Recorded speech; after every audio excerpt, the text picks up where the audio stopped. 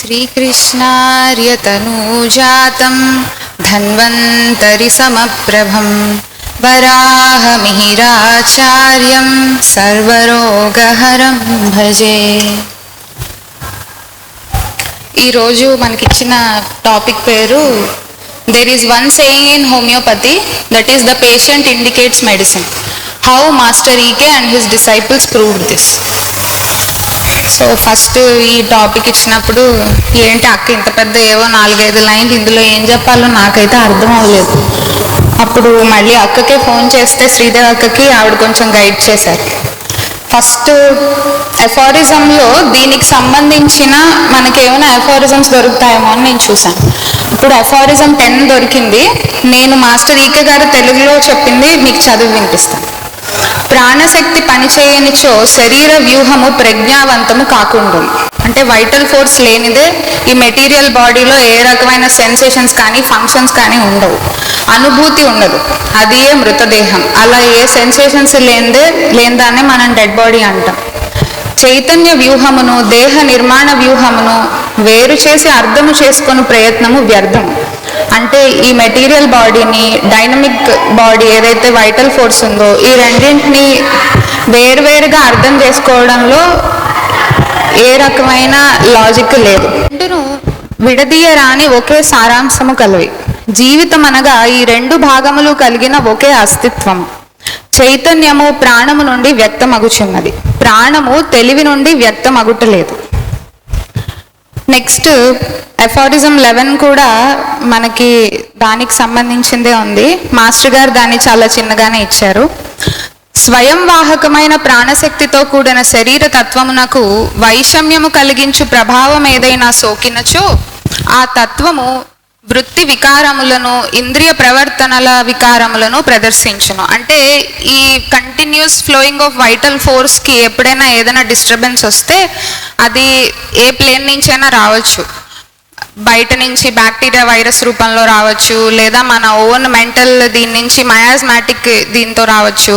అలా వచ్చినప్పుడు అందులో వికారములు వస్తాయని చెప్పారు. అది ఏ వ్యాధి, దాన్నే మనం డిసీజ్ అంటున్నాం. అది ఆ వ్యాధి లక్షణములచే సూచింపబడును. ఈ లక్షణములు మొత్తము కలిసి అందరి ప్రాణశక్తి పొందిన వ్యాధి ప్రభావంను సూచించును. ఈ టోటాలిటీ ఆఫ్ సిమ్టమ్స్ ఏదైతే ఉన్నాయో మనకి బయటకి పేషెంట్ ద్వారా కనపడేవి, అవే మనకి రెమెడీని సూచిస్తాయి. ఎఫారిజం 18లో మాస్టర్ గారు ఏం చెప్పారంటే, ఈ విధములైన కారణములచే వేదనా సముదాయం ఒక్కటే రోగ పరిస్థితి అందు తెలుసుకొనదగిన అంశము. అంటే ఈ మొత్తం టోటాలిటీ ఆఫ్ సిమ్టమ్స్ ఒక్కటే మనము పేషెంట్ మనకి చెప్పేది, అదే మనం చూడాలి. అదే ఔషధమును సూచించే అంశం కూడా, అదే డ్రగ్ని సెలెక్ట్ చేస్తుంది. కొన్ని పేషెంట్ చెప్తారు, కొన్ని చెప్పరు. కొన్ని మనం మన ఓన్ సెన్సెస్తో గమనించాలి, కొన్ని వాళ్ళు చెప్పేది మన సెన్సెస్ జాగ్రత్తగా పెట్టుకుని గమనించాలి. అప్పుడే మనం కరెక్ట్ రెమెడీని వాళ్ళకి ఇవ్వగలం. అయితే ఒక ఫిజిషియన్ ఈ మైన్యూట్ డీటెయిల్స్ని ఎలాగా పర్సీవ్ చేయాలి? నేను దీనికి ప్రిపేర్ చాలా 2-3 మంత్స్ బ్యాక్ మనకి టాపిక్స్ ఇచ్చారు కదా, అప్పటి నుంచి ఏం చెప్పాలి అనుకుంటుంటే ఒకరోజు వాట్సాప్లో మన కమ్యూనిటీ ఛానల్లో ఒక మాస్టర్ ఈకే గారు రోజు కేసులు పెడుతుంటారు కదా, అందులో ఒక కేసు వచ్చింది. ఒక ఆవిడ చెన్నై నుంచి ఒక ఉత్తరం రాశారు మాస్టర్ గారికి. అది రాధాకృష్ణ గారు చదివి వినిపిస్తున్నారు. మా అబ్బాయికి 3 రోజుల కిందట ఆ కంటికి దెబ్బ తగిలింది. మా ఆయన వెంటనే డాక్టర్ దగ్గరికి తీసుకెళ్దాం అంటే, నాకు మాస్టర్ ఈకే గారే సర్వస్వం, ఆయన చెప్పిన మందు తప్ప నేను ఏది వేయనని చెప్పాను, మీరు వెంటనే నాకు మందు పంపించండి అని.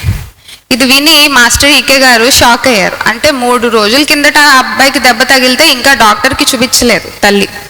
వాళ్ళ హస్బెండ్ కరెక్ట్గానే ఉన్నారు, ఆయన డాక్టర్ దగ్గరికి వెళ్దామంటే ఈవిడ వినలేదు. అప్పుడు వెంటనే ఆయన మాటల్లోనే రాధాకృష్ణ గారితో అన్నారు, ఈవిడికి అసలు పిల్లల మీద ప్రేమ ఉందంటావా రాధాకృష్ణ, అలా ఏ తల్లి చేస్తుంది అన్నారు. అని అప్పుడు నువ్వు వెంటనే వెళ్ళి టెలిగ్రామ్ ఇచ్చి ఆ పిల్లాడికి ఫైసోస్టిగ్మా 30 ఒక డోస్ వేయమని చెప్పు, ఉత్తరంలో నేను వేసుకోమన్నానని చెప్పి ఆవిడకి సెపియా 10 ఒక డోస్ పంపించు అని చెప్పారు. అంటే ఇక్కడ ఆవిడ ఉత్తరం రాసింది వాళ్ళ అబ్బాయి కోసం, ఆవిడ కోసం కాదు. కానీ అందులో ఆయన ఏం చూశారు, ఈ పిల్లాడికి కన్ను ఎలాగోలా తగ్గుతుంది, ఈయన ఫైసోస్టిగ్మా కాకపోతే డాక్టర్ దగ్గరికి ఒకసారి తీసుకెళ్తే వాళ్ళైనా ఏదో చేస్తారు.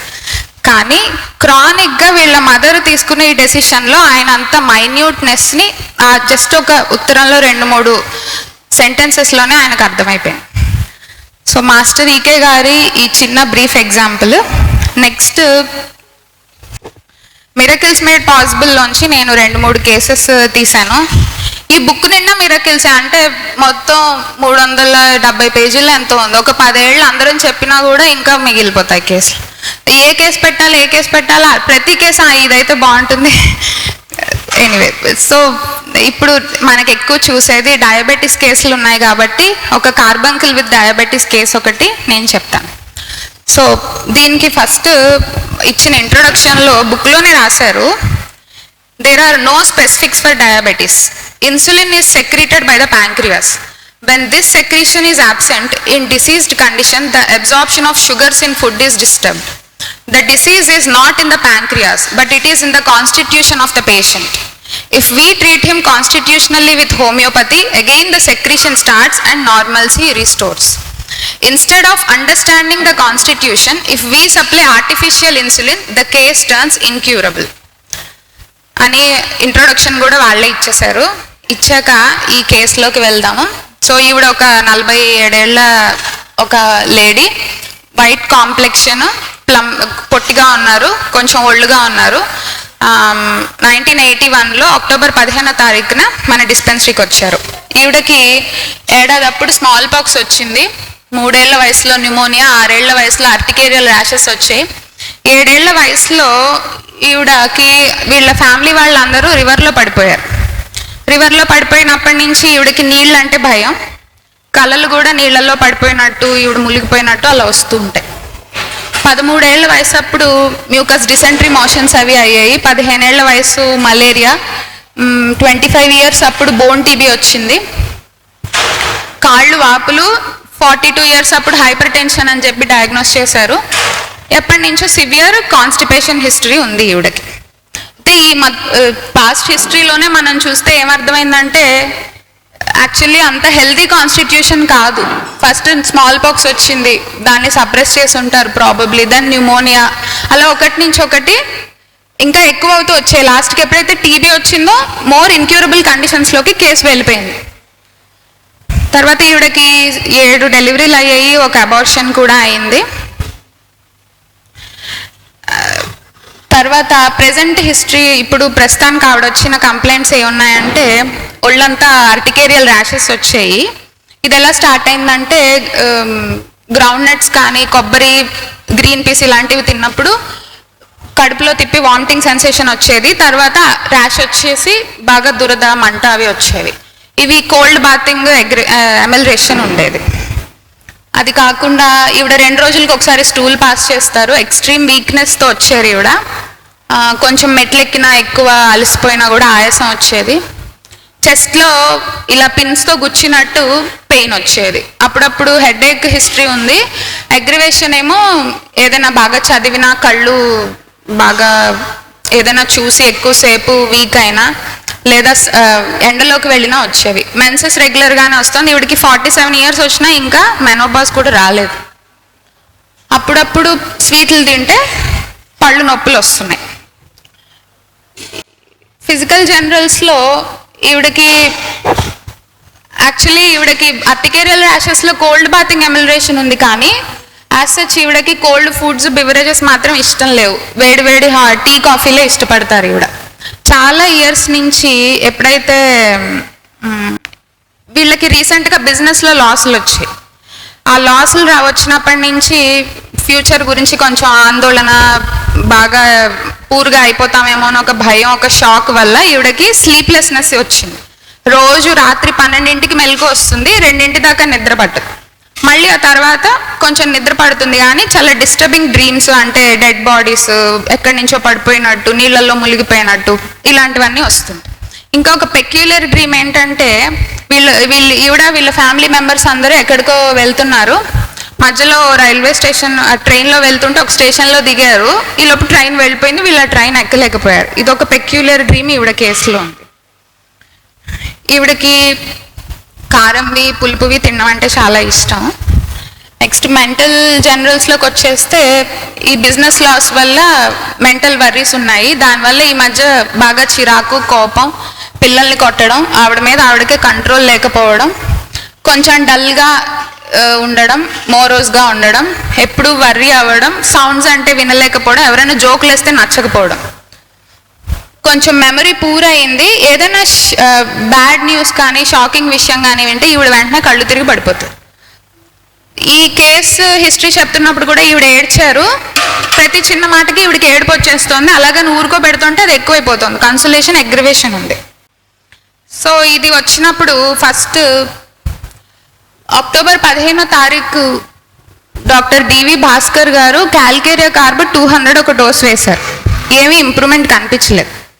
అప్పుడు నవంబర్ 12వ తారీఖు మాస్టర్ ఈకే గారు ఓపియం 1M ఒక డోస్ వేశారు.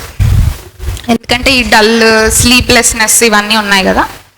వేసాక 2 రోజులు అంటే 14వ తారీఖు కొంచెం బాగా నిద్ర పట్టిందని ఆవిడ చెప్పారు. సో ప్లాసిబో మీద పెట్టారు. స్లోగా కొంచెం సిమ్టమ్స్లో ఇంప్రూవ్మెంట్ కనిపించింది. మెంటల్గా కూడా పేషెంట్ కొంచెం బెటర్ అయినట్టు అనిపించింది. అది ఎప్పటిదాకా, నెక్స్ట్ ఇయర్ మార్చ్ దాకా. మళ్ళీ మార్చి 12న పాత సిమ్టమ్స్ రిలాప్స్ అవుతూ ఉన్నాయని ఓపియం 1M మళ్ళీ రిపీట్ చేశారు. రిపీట్ చేశాక ఆవిడ 12వ తారీఖు రిపీట్ చేశారు. 19వ తారీఖు సివియర్ హెడేక్తో ఆవిడ పరిగెట్టుకుంటూ వచ్చేసారు మన డిస్పెన్సరీకి. ఎందుకంటే ఎండలోకి వెళ్ళాను, తలనొప్పి వచ్చిందని చెప్పారు. అప్పుడు గ్లోనైన్ 200 వేశారు. ఆల్ఫా మీద పెట్టారు, ఎందుకంటే జనరల్ హెల్త్ ఇంప్రూవ్ అవ్వడానికి. ఏప్రిల్ 3వ తారీఖున డాక్టర్ శ్రీనివాస్ గారు స్టాఫ్సాగ్రియా 1M వేశారు. అంటే చాలా హిస్టరీ ఉంది కదా, మెంటల్ ఫిజికల్ హిస్టరీ, ఇదంతా చూసి సప్రెషన్ వీటి బేస్ మీద స్టాఫ్సాగ్రియా వేశారు. వేశాక మే 1వ తారీఖున ఈవిడకి ఫస్ట్ టైం స్కిన్ మీద గోరు చుట్టు వచ్చింది. గోరు చుట్టు వస్తే డాక్టర్ కేఎస్ శాస్త్రి గారు హెపార్ సెల్ఫ్ 200 ఒక డోస్ వేశారు. వేసాక ఇప్పుడు ఓపియం వేసాక కొంచెం నిద్ర పడుతూ ఉండింది కదా, మళ్ళీ స్లీప్ డిస్టర్బెన్స్ స్టార్ట్ అయ్యాక మే 2వ తారీఖు 3వ తారీఖు మళ్ళీ 2 డోసులు ఓపియం 200 వేశారు మాస్టర్ ఈకే గారు. కొంచెం బెటర్ అయ్యారు. కానీ వీక్నెస్, యూరిన్లోను బ్లడ్లోను షుగర్, ఇంకా బాగా ఎగ్జాషన్ అలాగే కంటిన్యూ అయ్యాక జూన్ 16వ తారీఖున మళ్ళీ మాస్టర్ గారు సోరినం 200 ఒక డోస్ వేసి ప్లస్బో పెట్టారు డైలీ. చాలా విషయాల్లో ఇంప్రూవ్మెంట్ వచ్చింది, కానీ యూరిన్ బ్లడ్ షుగర్లో ఏ ఇంప్రూవ్మెంట్ రాలేదు.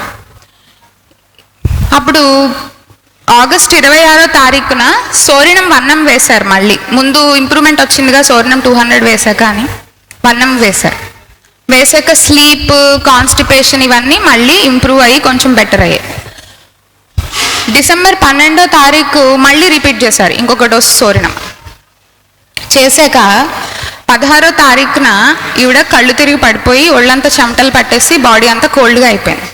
అప్పుడు బుజ్జి మాస్టర్ గారు చైనా 200 ఒక డోస్ వేశాక వెంటనే ఈవిడ ఆ అక్యూట్ కండిషన్ నుంచి బెటర్ అయ్యాక మళ్ళీ 27వ తారీఖు ఒక డోసు, 13 ఫిబ్రవరి ఒక డోసు చైనా 200 మళ్ళీ రిపీట్ చేశారు. ఈ వీక్నెస్ ఆవిడకి ఫస్ట్ నుంచి కూడా ల్యాక్ ఆఫ్ యానిమల్ హీట్ అంటాం కదా, బోల్డ్ అన్ని పాస్ట్ హిస్టరీ ఇదంతా వల్ల వీక్నెస్ ఆవిడకి ఎప్పటి నుంచో ఉంది. సో చైనా 200 మళ్ళీ 2 డోసెస్ రిపీట్ చేశారు. స్వెట్టింగ్ రావడం అవి తగ్గాయి.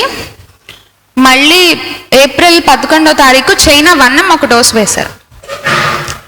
వేశాక ఇలా ఉన్నది టోటాలిటీ మొత్తం మారిపోయింది. ఇప్పటిదాకా ఎగ్జాషన్, స్లీప్లెస్నెస్ ఇవన్నీ ఉన్న టోటాలిటీ మారిపోయి ఆవిడకి ఎక్కువ దాహం వేయడం, ఎక్కువసార్లు యూరిన్ సెన్సేషన్, యూరిన్ వెళ్ళడం, కాళ్ళు చేతులు మంటలు, ఈ సిమ్టమ్స్ అన్నీ స్టార్ట్ అయ్యాయి.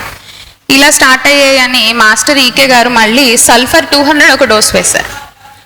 మళ్ళీ జూన్ 2వ తారీఖున దాన్ని రిపీట్ చేశారు, కానీ పెద్ద చేంజ్ ఏం కనిపించలేదు. జూన్ 9వ తారీఖున నాట్రమూర్ 30 వేశాక ఈవిడకి మళ్ళీ కొంచెం ఈ ఎక్కువ దాహం వేయడము ఇవన్నీ కొంచెం బెటర్ అయ్యారు. జూన్ 15వ తారీఖున బెటర్మెంట్ ఉందని నాట్రమూర్ 200 వేశారు. జూలై 28వ తారీఖు అంటే ఈవిడకి పాస్ట్ హిస్టరీలో స్మాల్ పాక్స్, జాండిస్, న్యూమోనియా చాలా చెప్పుకున్నాం కదా, ఫస్ట్ టైం ఈవిడకి అంటే డయాబెటీస్ దీంతో పాటు కలిసి జూలై 28వ తారీఖున ఈ లంబార్ రీజియన్లో చిన్న బాయిల్ లాగా కార్బంకుల్ లాగా స్టార్ట్ అయింది. దాంతోపాటు ఆవిడకి నాజియా ఉంది, చలి వేయడము, విపరీతమైన నొప్పి, అన్బేరబుల్ పెయిన్ అనమాట. ఉంటే ఆర్సాల్ 200 ఒక డోస్ వేశారు. ఆవిడ ఏడ్చేస్తున్నారు అనమాట, కింద పడి దొరలేస్తుంటే ఆర్సాల్ 200 వేశారు. అంతగా తగ్గలేదు. అప్పుడు బుజ్జి మాస్టర్ గారు మళ్ళీ వారియోలినం 200 ఒక డోస్ వేశారు. స్మాల్ పాక్స్ హిస్టరీ సపరేషన్ అవి ఉన్నాయి కదా, వారియోలినం 200 వేశారు. అయినా కూడా ఏం చేంజ్ రాలేదు. ఆగస్ట్ 1వ తారీఖు వచ్చిన బాయిల్ కలర్ చేంజ్ అయ్యి పర్పుల్ కలర్లోకి మారింది. సో ఏం చేశారంటే కార్బో యానిమాలిస్ 200 ఒక డోస్ వేశారు. వేసాక నొప్పి కొంచెం బెటర్ అయింది, కానీ బాయిల్ సైజ్ పెరిగింది. బట్ ఆవిడ రాత్రి బాగా పడుకున్నారు. అంటే ఇక్కడ ఏం చూస్తున్నాము, ఫిజికల్ సిమ్టమ్స్ వర్స్ అవుతున్నా కూడా ఫిజికల్ జనరల్స్ ఏవైతే ఉన్నాయో అంటే స్లీప్ ఇలాంటివి బెటర్ అవుతున్నాయి. సో కేసు మంచి ప్రోగ్నోసిస్లో వెళ్తోంది. So she was maintain on placebo, ఏం మార్చలేదు డ్రగ్. మళ్ళీ 4వ తారీఖు ఆగస్ట్న రిపీట్ చేశారు. కార్బో యానిమాలిస్ 200 రిపీట్ చేశారు. రిపీట్ చేశాక ఏం చెప్పారంటే 5వ తారీఖున ఈవిడ పెయిన్, ఈ యూరిన్ షుగర్ ఇవన్నీ ఉండడం వల్ల 4+ ఉంది యూరిన్ షుగర్. ఆవిడని తీసుకొచ్చి మన డిస్పెన్సరీలో ఐపీడీ అంటే అడ్మిషన్ చేయమని చెప్పారు. వాళ్ళు విని అలాగే అడ్మిట్ చేశారు. అడ్మిట్ చేశాక 7వ తారీఖు తూజా 30 మాస్టర్ ఈకే గారు వేశారు. వేసి మళ్ళీ 8వ తారీఖు కూడా ఒక డోస్ రిపీట్ చేశారు. 9వ తారీఖున ఈవిడ కొంచెం సెమీ కాన్షియస్తో ఉన్నారు, పల్స్ కూడా బాగా వీక్గా ఉంది. అప్పుడు మాస్టర్ గారు మళ్ళీ ఓపియం 200 ఫస్ట్ నుంచి కూడా ఈవిడకి ఓపియం వేసినప్పుడల్లా మంచి ఇంప్రూవ్మెంట్ వచ్చింది. మళ్ళీ వేశారు. అప్పుడు ఆవిడ ఆ సెమీ కాన్షియస్ స్టేట్ నుంచి బాగా రికవర్ అయ్యారు. రికవర్ అయ్యాక 10వ తారీఖు మళ్ళీ రిపీట్ చేశారు. ఇక్కడ అడ్మిషన్ అయ్యాక చూస్తే ఎవ్రీడే ఒక్కొక్క డ్రగ్ మారుతూ వచ్చింది ఆల్మోస్ట్. 13వ తారీఖున సల్ఫర్ ఒక డోస్ వేశారు. ఎందుకంటే బాగా మంట, ఈ వచ్చిన బాయిల్ నొప్పి ఇవన్నీ మళ్ళీ ఉన్నాయని చెప్పి సల్ఫర్ వేశారు. వేసాక 14వ తారీఖు ఈవిడ బాడీ పార్ట్స్ని ఎక్స్పోజ్ చేయడము, హిస్టరికల్గా బిహేవ్ చేయడము, డెలీరియం అది స్టార్ట్ అవ్వడంతో హయోసామస్ 200 ఒక డోస్ వేశారు.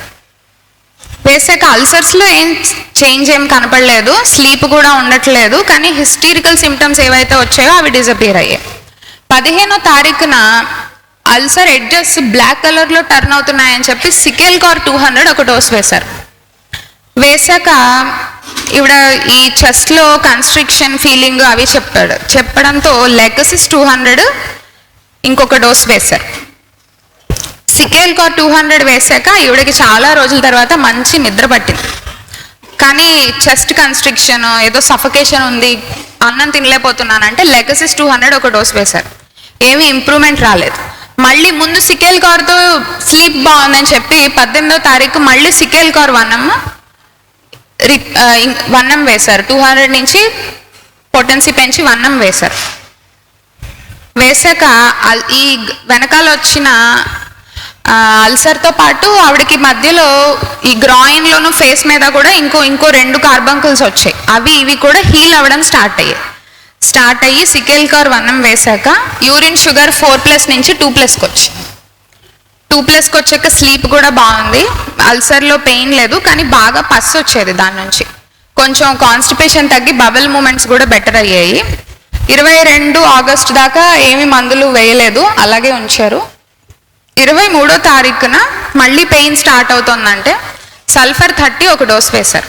ఎందుకంటే ముందు వేసిన మందులు కొంచెం సల్ఫర్ వెళ్ళి మళ్ళీ కొంచెం పుష్ ఇస్తుంది కదా, సో మళ్ళీ వేశారు. వేసాక బాగా స్పీడ్గా ఇంప్రూవ్మెంట్ రావడం స్టార్ట్ అయింది. 28వ తారీఖు యూరిన్ షుగర్ 4+ ఉండేది, అది నిల్కి వచ్చేసింది. అల్సర్లో పెయిన్ కూడా బాగా ఉండేది, కొంచెం తగ్గడంతో సల్ఫర్ 30 ఇంకొకసారి రిపీట్ చేశారు. ఎందుకంటే బెటర్మెంట్ ఉంది కదా, సల్ఫర్ 30 రిపీట్ చేశారు. పస్ రావడం తగ్గింది, వీక్నెస్ బెటర్ అయింది, ఆవిడ కొంచెం నడవడం అన్నీ చేస్తుంటే అయితే ఇప్పుడు ఈ కేసు తగ్గిందా లేదా ఎలా తెలుస్తోంది అంటే ఈ యూరిన్ షుగర్, ఈ కార్బంకుల్ కాకుండా మనం హిస్టరీలో ఏం చూసామంటే మెంటల్ జనరల్స్లో ఈవిడ ఏదైనా చిన్న డిస్టర్బెన్స్ వస్తే కళ్ళు తిరిగి పడిపోతారు, విపరీతమైన షాక్ ఫీల్ అవుతారు, చిన్న విషయాలు కూడా తట్టుకోలేరు. అలాంటి ఈవిడ హస్బెండ్ ఎవరైతే ఉన్నారో ఆయన సేమ్ టైంకి రీనల్ ఫెయిల్యూర్తో హాస్పిటల్లో అడ్మిట్ అయ్యి ఇంకా కష్టం అని డాక్టర్లు చెప్పారు. అప్పుడు పిల్లలు వచ్చి ఈవిడ్ని మన డిస్పెన్సరీ నుంచి ఒకసారి హాస్పిటల్కి తీసుకెళ్ళి మా ఫాదర్ని చూపిస్తామని చెప్పారు. మాస్టర్ గారు ఒప్పుకున్నారు. అప్పుడు ఈవిడ తీసుకెళ్ళి అక్కడ ఆయన్ని చూసినా కూడా ఆవిడకి తెలుసు ఆయన ఇంకెక్కువ కాలం ఉండరని. కానీ ఫస్ట్ టైం ఆవిడ లైఫ్లో కళ్ళు తిరిగి పడిపోలేదు, విత్ స్టాండ్ అవ్వగలిగారు. ఏంటి ఇంత పెద్ద విషయాన్ని, అంతకుముందు చిన్న చిన్న విషయాలకి ఆవిడ ఫెయింట్ అయిపోతూ ఉండేవారు. మళ్ళీ 4వ తారీఖున ఈవిడ్ని 28వ తారీఖు డిశ్చార్జ్ చేసేసారు. 5వ తారీఖున అడ్మిట్ చేసుకున్నారు. 24 రోజుల్లో డిశ్చార్జ్ చేశారు మన క్లినిక్లో పెట్టి మొత్తం ఈ ట్రీట్మెంట్ అంతా చేశాక మళ్ళీ 4 సెప్టెంబర్న ఈవిడ చేయి నొప్పి వస్తుందని చెప్పారు. ఇది ఒక old symptom. So old symptom మళ్ళీ రావడం అనేది గుడ్ ప్రోగ్నోసిస్ కాబట్టి మళ్ళీ సల్ఫర్ 30ని రిపీట్ చేశారు. ఏం డ్రగ్ మార్చలేదు. చేసి ఈవిడకి carbuncles, urine sugar, pain, sleep, appetite అన్నీ కూడా బవల్ మూమెంట్స్ అన్నీ రెగ్యులర్ అయిపోయాయి. So she was maintain on placebo. ఆ తర్వాత 24 సెప్టెంబర్లో కొంచెం మళ్ళీ వీక్నెస్ అని చెప్తే మళ్ళీ సల్ఫర్ 30 ఇంకొక డోస్ వేశారు. ఆ తర్వాత ఈవిడ అన్నీ హీల్ అయిపోయాయి.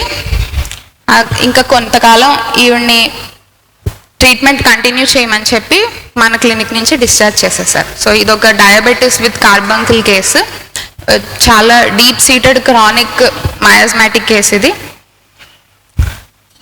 వాళ్ళు అంటే మన మాస్టర్ గారు వీళ్ళు చెప్పినా కూడా ఆవిడ వాళ్ళ అటెండెన్స్ వినడం అనేది చాలా గొప్ప విషయం. లేదంటే ఇది ఒక ఇన్క్యూరబుల్ కేసులోకి వెళ్ళిపోయేది ఖచ్చితంగా. నెక్స్ట్ కేసు వచ్చి ఇది ఈకే మాస్టర్ గారు ట్రీట్ చేసిన పోలియో కేసు. 1981లో 10 ఏళ్ల అమ్మాయిని ఏలూరు డిస్పెన్సరీకి తీసుకొచ్చారు పోలియో ట్రీట్మెంట్ కోసం. ఆ అమ్మాయి సిమ్టమ్స్ ఎలా ఉన్నాయంటే నడవలేకపోతుంది, నడవడానికి ఇబ్బంది పడుతుంది, స్టిక్ పట్టుకుని నడుస్తుంది, నడవలేకపోతుంది పూర్తిగా. రైట్ లెగ్ ఫుల్గా డిఫార్మిటీ ఉంది. రైట్ లెగ్ మజిల్స్ అన్ని వేస్టింగ్ ఉన్నాయి. అంటే లెఫ్ట్ లెగ్ ఉన్నంత ప్లంపీగా రైట్ లెగ్ మజిల్స్ లేవు. బాగా పిల్ల కూడా బాగా ఆరిపోయి ఎండిపోయినట్టు ఇమాసియేషన్ ఉంది. డర్టీ స్కిన్ ఉంది, పేల్గా పాలిపోయినట్టు ఉంది చర్మం అంతా. మొత్తం పైనుంచి కింద దాకా కూడా చాలా సన్నగా ఇమాసియేటెడ్ లుక్ ఉంది పాపలో. ఈ అమ్మాయికి పుట్టినప్పటి నుంచి తల్లిపాలు ఇవ్వలేదు, ఫార్ములా ఆర్ ఆర్టిఫిషియల్ మిల్క్ ఇచ్చారు. 7 ఏడాది వయసు ఉన్నప్పుడు ఈ అమ్మాయికి ఎక్కువ ఫ్రీక్వెంట్గా వాటరీ డయేరియా ఉండేది.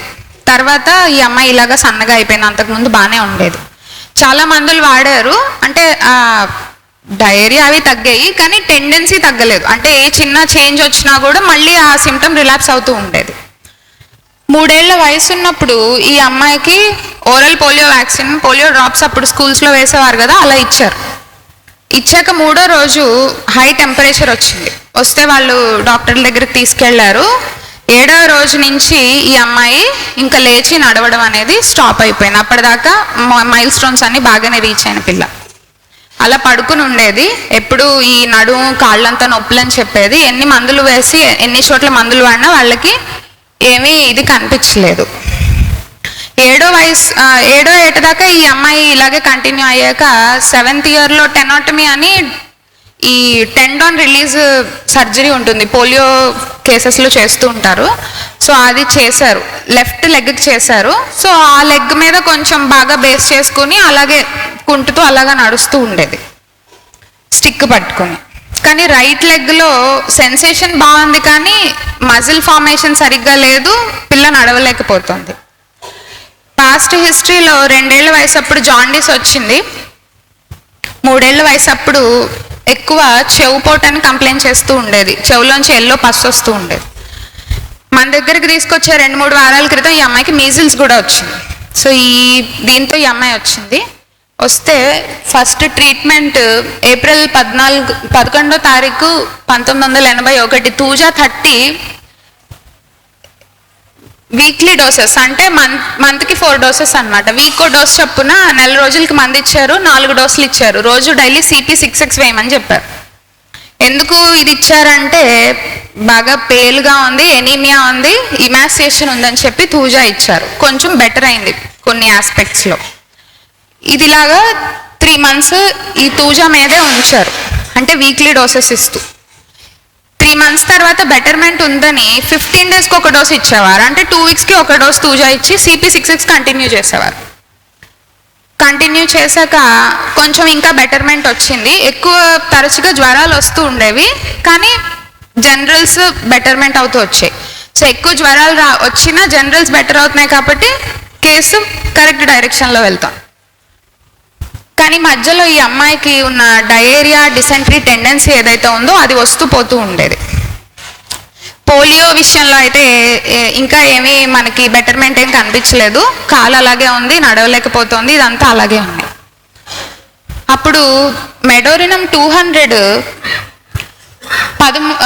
12 సెప్టెంబరు, 26, 17 అక్టోబరు, 14 నవంబరు 4 సార్లు మెడోరినం 200 ఇచ్చి CP66 కంటిన్యూ అవుతూ ఉండేది. ఇచ్చారు, కానీ అప్పుడు కూడా లెగ్ కండిషన్లో మాత్రం ఏ చేంజ్ రాలేదు. రాకపోతే డిసెంబర్ 12వ తారీఖు డాక్టర్ GSR మూర్తి గారు ఎబ్రోటానం 30 ఒక డోస్ వేశారు. అంటే మన హిస్టరీలో డయేరియా, డిసెంట్రీ హిస్టరీ, చిన్నతనంలో పిల్లలకి అదే పనిగా నీళ్ల విరోచనాలు అవుతూ అప్పటి నుంచి ఆ పిల్లలు వీక్ అయిపోయి ఇమాసియేషన్ ఇలాంటివి మనం అబ్జర్వ్ చేసిన దాంట్లో ఎబ్రోటానం బాగా వర్క్ అవుతుంది. సో ఈ హిస్టరీ బేస్ చేసుకుని ఎబ్రోటానం 30 మంత్లీ 2 doses ఇచ్చారు ఫస్ట్ డాక్టర్ GSR మూర్తి గారు. ఇచ్చాక ఈ డ్రగ్ని మళ్ళీ రిపీట్ చేశారు. మే 8వ తారీఖు రిపీట్ చేశారు. డైలీ ఆల్ఫాల్ఫా ఇచ్చేవారు. ఎబ్రోటానం ఇవ్వక ముందు ఈ అమ్మాయి పదే పదే నడుస్తూ పడిపోతూ ఉండేది, కానీ ఇది ఇచ్చాక ఫస్ట్ 2 dosesకే తరచుగా పడిపోవడం అనేది తగ్గింది. సో బెటర్మెంట్ ఉందని డ్రగ్ చేంజ్ చేయలేదు, దాని మీదే ఉంచారు. ఉంచాక ఎబ్రోటానం 200 సెప్టెంబర్ 11వ తారీఖున వేశారు. అది ఒక డోస్ వేశాక పూర్తిగా పడిపోవడం అనేది స్టాప్ అయిపోయింది. CP66 మీద ఈ అమ్మాయి ఒక 2-3 months కంటిన్యూ అయింది. ఇలా వేగా ఎబ్రోటానం 200తోనే ఈ అమ్మాయికి రైట్ లెగ్లో మజిల్స్ ఫార్మేషన్ స్టార్ట్ అయింది. అంటే అప్పటిదాకా లెఫ్ట్ లెగ్ లావుగా ఉండేది, రైట్ లెగ్ సన్నగా ఉండేది. అలాంటిది రైట్ లెగ్లో మజిల్ ఫార్మేషన్ స్టార్ట్ అయ్యి నెమ్మదిగా స్టిక్ లేకుండా స్లోగా నడవడం స్టార్ట్ చేసింది. చేశాక మార్చ్ 12, 1983లో ఎబ్రోటానం 200 మళ్ళీ రిపీట్ చేసి <6 జనరల్ హెల్త్కి పెట్టారు. ఇచ్చాక ఈ అమ్మాయికి మార్చ్లో ఇస్తే జూలై 9వ తారీఖుకి రైట్ లెగ్ మజిల్స్ అన్నీ ఫుల్గా ఫామ్ అయ్యి ఆ అమ్మాయి ముందులాగా అందరిలాగా తన వయసు పిల్లల్లాగా నడవడం స్టార్ట్ చేసింది. తన ఫిజికల్ అపియరెన్స్లో కూడా ఆ డర్టీ స్కిన్, పేల్ లుక్ అవన్నీ తగ్గి తన ఏజ్కి సరిపడిన డెవలప్మెంట్ ఆ అమ్మాయిలో కనిపించింది. అంటే 81 డిసెంబర్ నుంచి మొదలు పెడితే 83 జూలై ఆల్మోస్ట్ 1.5 to 2 years ఎబ్రోటానం 30-200 మీదే ఈ అమ్మాయికి మొత్తం ఆ అమ్మాయి ప్రెజెంటింగ్ కంప్లైంట్గా పోలియో దేంతో వచ్చిందో అదంతా క్యూర్ అయ్యి ఈ ఫ్రీక్వెంట్ డయేరియా, డిసెంట్రీ ఈ టెండెన్సీ కూడా క్యూర్ అయ్యి ఆ అమ్మాయి అందరి పిల్లల్లాగే స్కూల్కి వెళ్ళడం స్టార్ట్ చేసింది.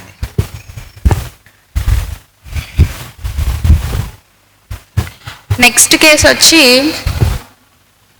Cerebral haemorrhage case. ఇది ఈ కేసు ఈ పేషెంట్ ఎవరైతే ఉన్నారో ఈయన మన మధ్యలోనే ఉన్నారు. ఇది మాస్టర్ గారు ట్రీట్ చేసిన కేసు. సో ఇది ఒక అక్యూట్ కేసు కాబట్టి నేను పాస్ట్ హిస్టరీలోకి వెళ్ళలేదు, ఓన్లీ అక్యూట్ ఇది చెప్తాను. ఈ పేషెంట్కి లాస్ట్ ఇయర్ 2024 ఆగస్ట్లో బీపీ ఉండింది. ఒక 20 days అలా బీపీ ఉంటే పతంజలి టాబ్లెట్స్ అలాంటివి యూజ్ చేశారు. కొంచెం తగ్గుతూ పెరుగుతూ వచ్చింది. ఓకే బీపీఏ కదా, నార్మలే కదా అని చెప్పి దాని మీద అంతగా కాన్సన్ట్రేట్ చేయలేదు. మామూలు మన వాళ్ళని అడిగి మందులు వేసుకుంటూ ఉండేవారు. ఈయన స్కూల్లో టీచర్గా పనిచేస్తారు. కొంతకాలం నుంచి కొంచెం మెంటల్ స్ట్రెస్ కూడా ఈయన ఫీల్ అవుతున్నారు. ఇది ఇలా ఉండగా 24 ఆగస్టు 24th ఆగస్ట్ 2024 సాయంత్రం 6:30కి సడన్గా ఈయన ఫుడ్ తింటుంటే డెక్కు పట్టినట్టు అయింది. పడితే అప్పుడు వెంటనే రవిచంద్ర గారికి ఫోన్ చేస్తే ఆయన గ్లోనైన్ 200 ఒక డోస్ వేశారు. ఎందుకంటే బీపీ కూడా హైగా ఉంది. గ్లోనైన్ 200 ఒక డోస్ వేశారు. గ్లోనైన్ 200 ఒక డోస్ ఇంకా తీసి వేసే లోపే పేషెంట్ కొలాప్స్ అయ్యారు, పడిపోయారు, కళ్ళు తిరిగి పడిపోయాక ఈయన్ని వెంటనే హాస్పిటల్కి తీసుకెళ్లారు. వాళ్ళ ఊరిలో ఉన్న హాస్పిటల్కి తీసుకెళ్ళాక సాయంత్రం 8 ఆ టైంకి ఈయనకి స్టాఫ్సాగ్రియా వన్నం ఒక డోస్ వేశారు హాస్పిటల్కి వెళ్తూ ఉండగా. కొన్ని నిమిషాల్లోనే ఈయన స్పీచ్ పోయింది, రైట్ సైడ్ అంతా పెరాలసిస్ స్టార్ట్ అయింది. స్టార్ట్ అయ్యాక ఈయన్ని వాళ్ళ ఊర్లో హాస్పిటల్కి తీసుకెళ్లారు. బ్రెయిన్ స్కాన్ తీశారు. బ్రెయిన్ స్కాన్లో ఏమొచ్చిందంటే hyper dense areas noted in left capsulo ganglionic area and temporal lobes suggesting of acute intracerebral haemorrhage, అంటే బ్రెయిన్ హ్యామరేజ్ సింపుల్ టర్మ్స్లో. సో అది అయింది. బ్రెయిన్లో బ్లీడ్ అవుతుందని చెప్పారు. బ్లీడ్ అవుతుందని చెప్పాక మాస్టర్ గారు ఆయన్ని ఇంకొంచెం పెద్ద ఊరు తీసుకెళ్ళమని చెప్పారు. అక్కడికి తీసుకెళ్ళారు. అక్కడి నుంచి మళ్ళీ హైదరాబాద్ షిఫ్ట్ చేశారు. పారామీటర్స్ అన్ని ఆక్సిజన్ వాటి సపోర్ట్తో మెయింటైన్ అవుతున్నాయి. హైదరాబాద్ షిఫ్ట్ చేసేలోగానే రాత్రి 12:30కి మాస్టర్ గారు బాసిలినం 50 ఒక డోస్ ఇచ్చారు. బాసిలినం ఎందుకు ఇచ్చారో మాస్టర్ గారే చెప్తారు తర్వాత. 50 ఒక డోస్ ఇచ్చాక ఈయన హైదరాబాద్ షిఫ్ట్ చేశారు. మళ్ళీ 25వ తారీఖు అప్పుడు రాత్రి అర్ధరాత్రి ఆయన్ని హాస్పిటల్లో అడ్మిట్ చేశారు. 25వ తారీఖు మార్నింగ్ 12:30కి బాసిలినం 50 మళ్ళీ రిపీట్ చేశారు. 4 o'clockకి మళ్ళీ 11:15కి. ఆ మొత్తం రోజులో మార్నింగ్ అంటే అర్ధరాత్రి 12 నుంచి పొద్దున్న 12 లోపు 3 సార్లు బాసిలినం 50 మాస్టర్ గారు వేశారు. వేసాక పేషెంట్ని ఆక్సిజన్ సపోర్ట్ సరిగ్గా మెయింటైన్ అవ్వట్లేదని చెప్పి, ఆయన కాన్షియస్నెస్ కూడా సరిగ్గా లేదని చెప్పి వెంటిలేటర్కి షిఫ్ట్ చేశారు. అంటే మాట్లాడిస్తే ఎవరైనా అటెండెంట్స్ వచ్చి ఐసీయూలోకి కదులుతున్నారు, అంతగా కంప్లీట్ అవేర్గా పేషెంట్ లేరు. అదే టైంలో డాక్టర్లు ఏం చెప్పారంటే ఈయనకి ముందు నుంచి కూడా కొంచెం గురక ప్రాబ్లం ఉండేది, అది బాగా ఎక్కువ వస్తుంది, వెంటిలేటర్ మీద ఉన్న పేషెంట్స్లో అంత గురక రాకూడదు, ఇది మంచి ప్రోగ్నోసిస్ కాదు అని చెప్పారు. అండ్ సక్షన్ పైప్ పెట్టి పదే ఫ్లమ్ బయటకు తీస్తూ ఉండేవారు చెస్ట్లోంచి. 26th ఆగస్ట్న మార్నింగ్ చైనా 200, ఈవినింగ్ యాంటిమ్టాట్ 200 వేశారు. ఎందుకంటే విపరీతమైన కఫం అది పడుతుందని డాక్టర్స్ చెప్పారు కదా, అందుకని. ఆ రోజు మళ్ళీ ఇంకొకసారి బ్రెయిన్ స్కాన్ రిపీట్ చేస్తే ఇంకా ఎంత దాకా బ్లీడ్ అయిందో అంతదాకా ఆగిపోయింది, ఫర్దర్గా బ్లీడ్ అవ్వట్లేదు కాబట్టి సర్జరీ అవసరం లేదని డాక్టర్స్ చెప్పారు. బట్ పేషెంట్ ఇప్పటికి కూడా వెంటిలేటర్ మీదే ఉన్నారు. 28వ తారీఖు మళ్ళీ చైనా 200 పొద్దున్న, యాంటిమ్టాట్ 200 రాత్రి రిపీట్ చేశారు. అప్పటికి కూడా విపరీతంగా సక్షన్ పైప్లో కఫం బయటకు వస్తూ ఉండేది. 29వ తారీఖు వెంటిలేటర్ మీద నుంచి నెమ్మదిగా ఆక్సిజన్ FiO2 అంటారు, దాన్ని తగ్గిస్తూ పేషెంట్ని వెంటిలేటర్ మీద నుంచి బయటకు తీసుకొచ్చారు. ఎక్స్ట్యుబేట్ చేసేసాక ఆ రోజు మళ్ళీ యాంటిమ్టాట్ 200 మళ్ళీ రిపీట్ చేశారు ఒక డోసు. అయితే ఏం చెప్పారంటే ఈయనకి స్నోరింగ్ హిస్టరీ ఉంది కాబట్టి అలా నైట్ టైం ఎప్పుడైనా ఎక్కువ స్నోరింగ్ ఉన్నప్పుడు స్లీప్ యాప్నియా అంటాం కదా, బ్రెయిన్కి ఆక్సిజన్ కట్ ఆఫ్ అయిపోతుంది, అలా ఏమైనా అయ్యి ఈ సెరెబ్రల్ హెమరేజ్ స్టార్ట్ అయి ఉండొచ్చు అని చెప్పి డాక్టర్స్ చెప్పారు. 29వ తారీఖు మళ్ళీ యాంటిమ్టాట్ రిపీట్ చేశారు, వెంటిలేటర్ నుంచి తీసేసి రూమ్కి షిఫ్ట్ చేశారు. మధ్యలో కొంచెం ఆక్సిజన్ తగ్గుతూ ఉండేది, బట్ అప్పటికి కూడా బైపాప్ మీద పెట్టారు డాక్టర్స్. బైపాప్ మీద పెట్టి పేషెంట్ని రూమ్కి షిఫ్ట్ చేసేసారు. 30వ తారీఖు మళ్ళీ ఇంకొక డోస్ యాంటిమ్టాట్ వేశారు. స్లోగా రికవరీ స్టార్ట్ అవుతోందని డాక్టర్స్ చెప్పారు. 31st అంతకుముందు బాసిలినం 50 3 డోసెస్ వేశారు కదా 12 అవర్స్లో, మళ్ళీ 31st బాసిలినం 10 ఒక డోస్ వేశారు. అది వేశాక ఒక 2 రోజులు మైల్డ్ టెంపరేచర్ వచ్చేది, బట్ డ్రగ్ ఏం మార్చలేదు, దాని మీదే ఉంచారు. ఆ తర్వాత ఎక్కువ ఎక్కిళ్ళు వస్తూ ఉండేవి పేషెంట్కి. అప్పుడు మాస్టర్ గారు కొన్ని ఆక్యుప్రెషర్ పాయింట్స్ చెప్పి అక్కడ ఆక్యుప్రెషర్ ఇది చేయమనేవారు. దాంతోపాటు హాస్పిటల్లోనే ఉన్నారు కాబట్టి అలోపతిక్ మెడికేషన్ కూడా వెళ్తూ ఉండేది. 2 days ఇలా ఎక్కిళ్ళు వచ్చి కొంచెం బెటర్ అయిపోయింది. అయిపోయాక ఈయనకి ఈ హెమరేజ్ స్టార్ట్ అయినప్పుడు స్పీచ్ డిజార్డర్ అది స్టార్ట్ అయింది కదా, ఒకటి రెండు ఫోన్ నెంబర్లు గుర్తుండేవి కానీ పెద్దగా మనుషుల పేర్లు గుర్తుండేవి కాదు. కొంచెము సైగలతో ఆయన ఏమైనా చెప్తే అక్కడ ఉన్న వాళ్ళకి అర్థమయ్యేది కాదు. సో ఆయన కొంచెం ఇరిటేటెడ్గా ఉండేవారు. ఇరిటేటెడ్గా ఉన్నాక ఈ రైట్ సైడ్ టోటల్ పెరాలసిస్ అయిపోయింది. ఫస్ట్ 3 days హెమరేజ్ స్టార్ట్ అయ్యాక అసలు కొంచెం కూడా రైట్ లెగ్లో ఏ మూమెంట్ లేదు, right side of the body. స్లోగా కొంచెం మజిల్ స్ట్రెంగ్త్ వస్తే 4వ తారీఖున పేషెంట్ని డిశ్చార్జ్ చేసి ఇంటికి పంపించారు. ఇంట్లోనే అటెండెంట్స్ అది హాస్పిటల్ స్టాఫ్ని పెట్టి ఇంటికి పంపించేశారు. పంపించాక కొంచెము రైట్ సైడ్ మూమెంట్ స్టార్ట్ అయ్యాయి. లాస్ట్ డోసు బ్యాసిల్లం 10 ml, ఆ తర్వాత ఏం మార్చలేదు.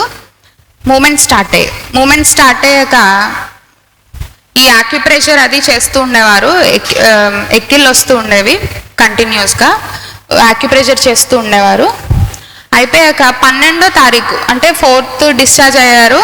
12th 1 week అయ్యాక పేషెంట్ ముందు నుంచి కూడా కొంచెము సెన్సిటివిటీ ఉంది. ఎందుకంటే మెంటల్ స్ట్రెస్ హిస్టరీలో చెప్పుకున్నాం కదా, ఎందుకు నాకు ఇలా వచ్చింది అని. He was unable to accept ఆ అక్యూట్ కండిషన్ అనమాట. అప్పుడు మాస్టర్ గారు ఇగ్నీషియా 200 ఒక డోస్ వేసి FPKM ఎక్కిళ్ళకి అదే కంటిన్యూ చేయమని చెప్పారు. 4th డిశ్చార్జ్ అయితే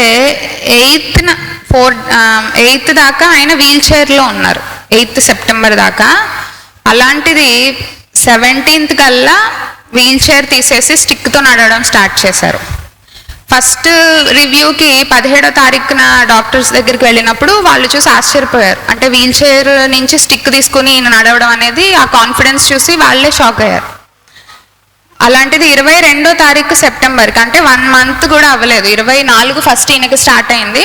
వితిన్ 28 to 29 days స్టిక్ కూడా తీసేసి నార్మల్గా మొత్తం వాకింగ్ అంతా నార్మల్ అయిపోయింది. సో ఈ పేషెంట్ అయితే ఎవరున్నారో, ఈయన ఎప్పుడు లైఫ్లో ప్రేయర్ చేయడం ఎప్పుడు మానలేదట, కానీ ప్రేయర్ అంతా మర్చిపోయారు. సో ఆయన బాధగా ఉండేది ఆయనకి. సో ఇవన్నీ బేస్ చేసి ఇగ్నేషియా వేశారు. ఆ తర్వాత టైంతో పాటు ఫ్యూ మంత్స్ ఆయనకి ప్రేయర్ గుర్తొచ్చింది, మొత్తం మెమరీ, స్పీచ్ అన్నీ కూడా స్లోగా బెటర్మెంట్ అయ్యాయి. ఆయనే మన పవన్ గారు, కొత్తగూడెం పవన్ గారి కేసు ఇది. ఆయనకి వచ్చిన ఈ అక్యూట్ సెరిబ్రల్ హెమరేజ్ మాస్టర్ గారు బ్యాసిల్లం 50 mlతో దాన్ని మొత్తం ఆ హెమరేజ్ ఇంకా ఫర్దర్గా ప్రోగ్రెస్ అవ్వకుండా, అలాగే ఆ వచ్చిన మొత్తం దానివల్ల వచ్చిన పెరాలసిస్, స్పీచ్ ఇవన్నీ ఎలా అయితే పోయాయో వాటిని అన్నిటినీ నెమ్మదిగా వెనక్కి తీసుకొచ్చారు.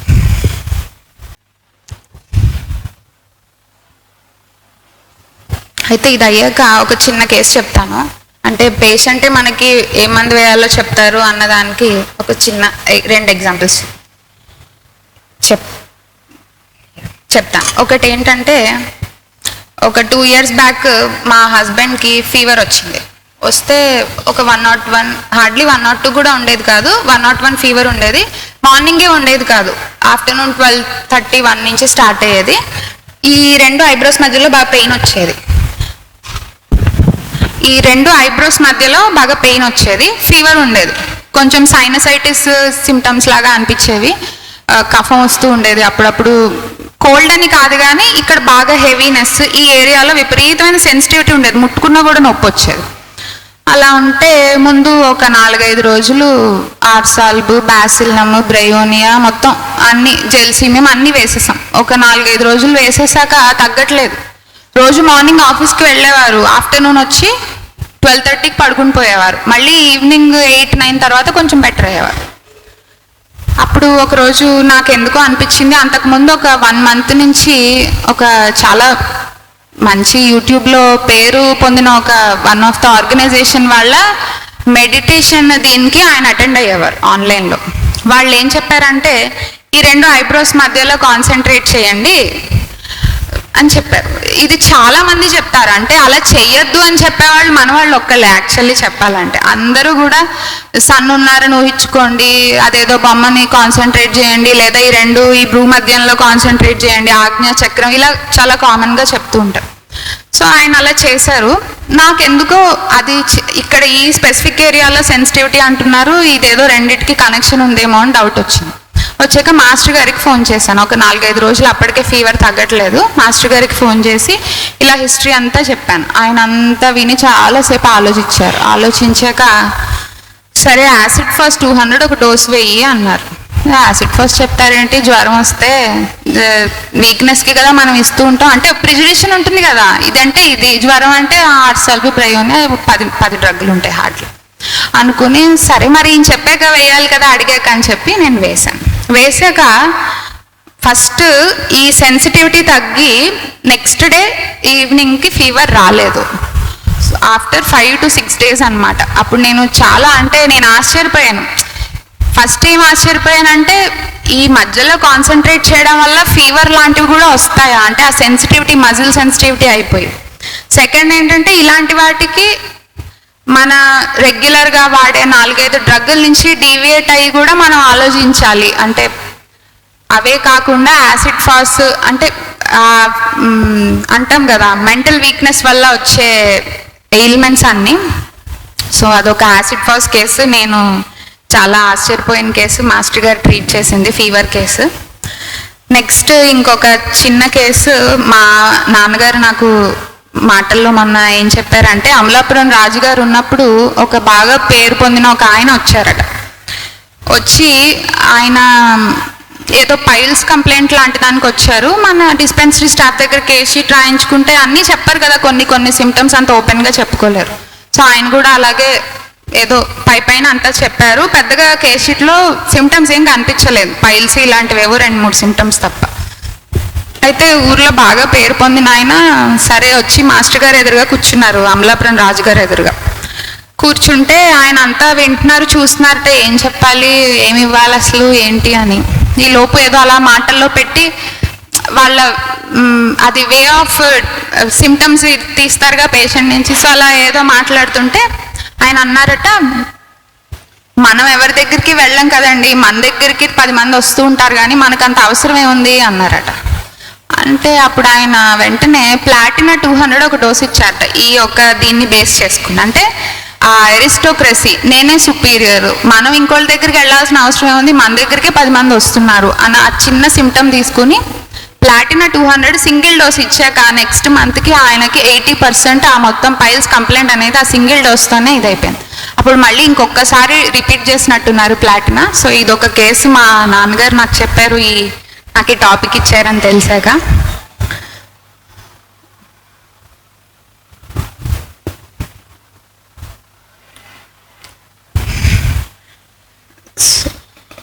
ఒక 15 minutes టైం ఉంది, నేను ఇంకొక చిన్న కేసు చెప్తాను.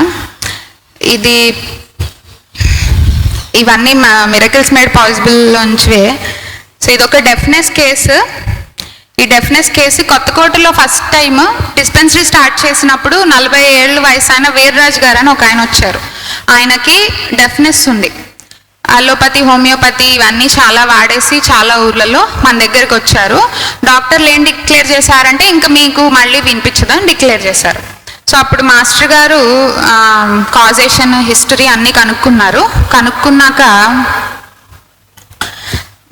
ఏంటి తెలిసిందంటే 6 నెలల క్రితం ఆయనకి విపరీతమైన జలుబు వచ్చింది. జలుబుతో పాటు తుమ్ములు, దగ్గు కూడా వచ్చాయి. ఎప్పుడు వచ్చింది? సీజన్ సమ్మర్ నుంచి కొంచెం వర్షాకాలంలోకి మారుతున్నప్పుడు వచ్చింది. ఈ కోల్డ్, కాఫ్ అవి కొంతకాలం సబ్సైడ్ అయిపోయాయి, ఏమీ ట్రీట్మెంట్ లేకుండానే. కానీ నెమ్మదిగా చెవులు వినిపించడం మానేసాయి. ఇది తప్ప ఆయనకి పెద్ద హెల్త్లో డీవియేషన్స్ ఏమీ లేవు. ఆయన పొలాల్లో పనిచేసుకునే రైతు. సో ఆయనకి ఎండ, వర్షం ఇవన్నీ వాళ్ళు బాగా తట్టుకునే శక్తి కూడా ఉంటుంది. ఇది తప్ప ఆయన ఏమీ హిస్టరీ చెప్పలేదు. ఈ హిస్టరీని బేస్ చేసుకుని డల్కమెరా 200 2 డోసులు ఇచ్చారు. 15 రోజులకు ఒక డోస్ చొప్పున రోజు డైలీగా నాట్రమ్ సల్ఫ్ 6x డైలీ డోస్ పెట్టారు. వస్తే ఈయన మళ్ళీ నెక్స్ట్ మంత్ వచ్చినప్పుడు ఒక ప్యాకెట్ డల్కమెరా 200 తెచ్చి ఇచ్చేశారు. అదేంటండి ఇచ్చేశారు, వేసుకోలేదా అని అడిగితే ఆయన అన్నారు, ఫస్ట్ డోస్ వేసుకున్నాక విపరీతంగా జలుబు, దగ్గు వచ్చాయి, నోస్లోంచి డిశ్చార్జ్ అవిను. నేను అనుకున్నాను ముందొచ్చినట్టు తగ్గిపోయినట్టే తగ్గుతాయి అని చెప్పి నేనేం వేసుకోకుండా ఆగాను. ఒక వారం రోజులు ఉండి దానికి అవే తగ్గిపోయాయి. తగ్గిపోయాక నాకు వినపడడం మానేసిన చెవులన్నీ మళ్ళీ నార్మల్సీ రెస్టోర్ అయిపోయాయి. అంటే ఫస్ట్ టైం ఈయనకు వచ్చిన కోల్డ్ కాఫ్ సప్రెషన్ వల్ల ఈయనకి డెఫ్నెస్ స్టార్ట్ అయింది. ఎప్పుడైతే మనం డల్ కెమెరా వేసామో అది దాని నార్మల్ కోర్సు మళ్ళీ ఒక 1 వీక్ టైం తీసుకుని ఈయన ఇయర్ కంప్లైంట్ కంప్లీట్గా క్యూర్ అయిపోయింది. ఇప్పుడు నేను పూర్తిగా బాగున్నాను కాబట్టి నేను ఇంకో డోస్ వేసుకోవాల్సిన అవసరం ఏముంది, ఇదిగో మీరే ఉంచుకోండి అని ఆయన 2వ డోస్ డల్ కెమెరా తెచ్చి ఇచ్చేశారు. సో ఇది ఇక్కడ ఇందులో ఏం రాశారంటే, అలా కాకుండా ఆయన 10 మంది పేషెంట్లను కూడా తీసుకొచ్చారు, ఇదిగోండి ఇక్కడ మందులు తీసుకోండి తగ్గుతుంది అని. ఏం రాశారంటే, I was surprised at his common sense. He was an illiterate. Literates generally use second dose thinking that they will be much better within. But this fellow followed the homeo principle unknowingly. అదేంటంటే as long as the patient improves, do not repeat the dose. So ఇది ఒక చిన్న deafness case.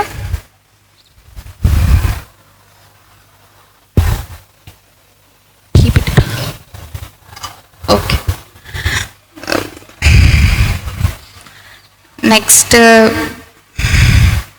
ఒక చిన్న, ఇది కూడా చిన్న కేసే, ఇంకా టైం ఉంది. Pre cancerous uterine tumour case ఇది. మాస్టర్ ఈకే గారు క్యూర్ చేసింది. ఇది కూడా మిరకల్ మేడ్ పాసిబుల్ దాంట్లోదే. ఇందులో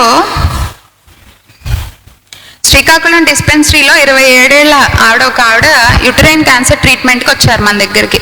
ఈవిడకి బాగా వర్రీ కూడా ఉంది. ఈవిడకి వచ్చిన దీని గురించి బాగా డిప్రెషన్, బాగా సాడ్నెస్ ఉన్నాయి. ఎందుకంటే క్యాన్సర్ అని చెప్పాక కామన్గా ఉంటాయి కదా. రికవరీ ఉంటుందని ఈవిడకి ఏ రకమైన నమ్మకం లేదు. కేస్ హిస్టరీ అంతా తీసుకున్నాక ఈవిడకి కలిసినప్పుడు బ్లీడింగ్ అవుతోంది చాలా ఏళ్ళగా. గవర్నమెంట్ జనరల్ హాస్పిటల్లో క్యాన్సర్ అని డయాగ్నోస్ చేసేసారు. అప్పుడు ఈవిడ పరిగెట్టుకుంటూ మన డిస్పెన్సరీకి వచ్చారు. ఇక్కడ రాశారు రష్ టు అవర్ డిస్పెన్సరీ అని. సో ఫిబ్రవరి 16వ తారీఖు 1982 వచ్చాక ఈవిడ సిమ్టమ్స్ ఇలా ఉన్నాయి. Pain and bleeding during intercourse. ఈవిడకి చాలా ఏళ్ల నుంచి ఎక్కువ మెన్సెస్ టైంలో డిశ్చార్జ్ అవుతోంది. వైట్ డిశ్చార్జ్ ఉంది. తరచుగా భయపడే కలలు వస్తాయి. తరచుగా జలుబు దగ్గు వస్తూ ఉంటుంది. అప్పుడప్పుడు తలనొప్పులు వస్తూ ఉంటాయి. ఎవరైనా కొత్త వాళ్ళని కలిస్తే కొంచెం భయము, టెన్షన్ కూడా ఉంటాయి ఈవిడకి. ఒక 7 ఏళ్ళుగా ఈవిడకి ఒక సిమ్టమ్ ఏముందంటే, చిన్న పని చేస్తే రెస్ట్ తీసుకోవాలి, ఎప్పుడు అలా రెస్ట్ తీసుకుంటూ పడుకుంటూ ఉండాలి. ఫిజికల్ ఎగ్జర్షన్, మెంటల్ ఎగ్జర్షన్ చేయలేకపోతున్నారు 7 ఇయర్స్గా. మెమరీ పూర్గా ఉంది, మర్చిపోతున్నారు పేర్లు. ఈవిడ వయసు వచ్చి జస్ట్ 27 ఇయర్స్, బట్ ఈ హిస్టరీ 50 ఇయర్స్ వాళ్ళ హిస్టరీ లాగా ఉంది. కాళ్ళు, వేళ్ళు, ఈ గోర్లన్నీ పుచ్చిపోయి ఉన్నాయి. ఫిజికల్గా ఈవిడ చూడడానికి హెల్దీగానే ఉన్నారు. చల్లదనం తట్టుకోలేరు. చల్ల వాతావరణం కానీ చల్లటి వస్తువులు తినడం, తాగడం అవి ఈవిడ తట్టుకోలేరు. ఈవిడ బయోప్సీ కూడా చేయించుకున్నారు. అయితే ఈవిడ కేసు హిస్టరీ వినగానే నా దగ్గరకు వచ్చి ఉంటే నేను కూడా క్యాన్సరు మనకంత సీన్ లేదు ఇలా అనుకుంటాం కదా. కానీ ఇక్కడ ఏం రాశారంటే, I thought there is some disturbance due to biopsy also. అంటే బయోప్సీ వల్ల కూడా ఈవిడ బాగా డిస్టర్బ్ అయ్యారు. సో ఈవిడకి హైపెరికమ్ 1 ఒక డోస్ ఇచ్చారు. ఎందుకంటే సర్జికల్ ఇంటర్వెన్షన్ తర్వాత వచ్చే ఎనీ ఎయిల్మెంట్స్కి మనం స్టాఫ్స్ దగ్గర హైపెరికమ్ వాడుకుంటూ ఉంటాం కదా. సో ఈ బయోప్సీ చేయడం వల్ల కూడా కొంచెం ఈవిడలో బాగా నీరసం ఇవన్నీ వచ్చాయని హైపెరికమ్ 1 ఒక డోస్ ఇచ్చారు. ఇచ్చాక ఈవిడ కొంచెం బెటర్మెంట్ వచ్చి పెయిన్, బ్లీడింగ్ కూడా తగ్గాయి. కానీ వీక్నెస్ అవి కంటిన్యూ అయింది. అప్పుడు ఈకే మాస్టర్ గారు సోరినం 200 ఒక డోస్ ఇచ్చారు. ఎప్పుడు 3 మార్చ్ 1982 ఇచ్చాక ఈవిడ 1 వీక్ బాగా మంచి బెటర్మెంట్ వచ్చింది. నెమ్మదిగా ఆవిడ ఇంట్లో పనులు 7 ఏళ్ళుగా ఆవిడ ఏ పని చేయట్లేదు. 27 ఏళ్ళ ఆవిడ 7 ఏళ్ళుగా ఏ పని చేయట్లేదు. కానీ నెమ్మదిగా లేచి కొంచెం ఇంట్లో పనులు చేసుకోవడం స్టార్ట్ చేశారు. ఇంట్లో బెటర్మెంట్ ఉందని చెప్పి డ్రగ్ మార్చలేదు. సోరినం 200 1 డోస్ మీదే 7 మంత్స్ పాటు ఉంచారు. 7 మంత్స్ తర్వాత కొంచెం మళ్ళీ సిమ్టమ్స్ రిలాప్స్ అయ్యాయి. అంటే పెయిన్, బ్లీడింగ్ ఇవి రిలాప్స్ అవ్వడంతో మళ్ళీ అక్టోబర్ 23వ తారీఖున సోరినం 200 రిపీట్ చేశారు. చేశాక ఈ 7-8 మంత్స్లో ఈవిడ బాగా యాక్టివ్ అయ్యి డిస్పెన్సరీ వర్క్ కూడా చేసేవారు. అప్పుడప్పుడు చెవుల్లోంచి నీరు కారుతూ ఉండేది.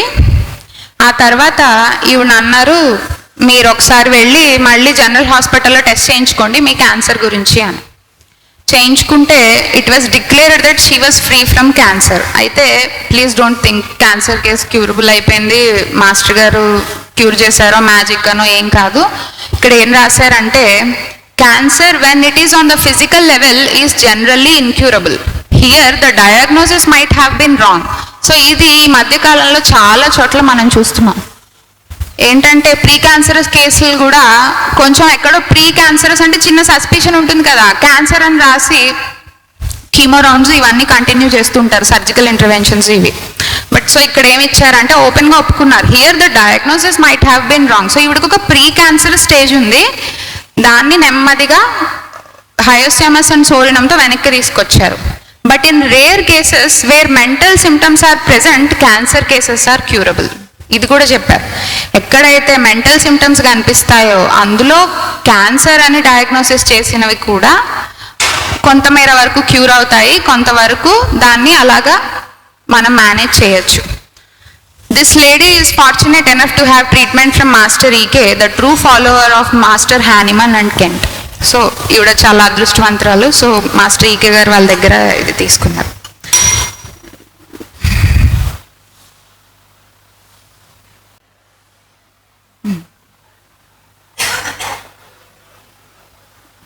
నేను దీన్ని చిన్న ఎండ్ నోట్తో ఎండ్ చేస్తాను. నేను మొన్న మాస్టర్ గారి భాగవత్ సప్తాహం చూస్తుంటే వాక్యూమ్ అనేది ఏమీ లేనిది కాదు అని పైథాగరస్ ఒక ఇది ఇచ్చారు, from seemingly nothing to apparently something అని. సో నాకు అనిపించింది ఏ చదువుకున్న హోమియోపతియా, ఆస్ట్రాలజీయా, లేదా తత్వమా, భగవద్గీత అన్ని it all comes down to the single truth. But అన్నిటి సారాంశం అయితే ఒకటే ఉంటుంది. నేను కెంట్ ఫిలాసఫీ నోట్స్ చాలా ఏళ్ల క్రితం రాసుకున్న దాంట్లో నాకు ఇవి కనిపించాయి, from centre to periphery. So cure కూడా అదే చెప్పుకుంటాం, సెంటర్ నుంచి పెరిఫెరీ.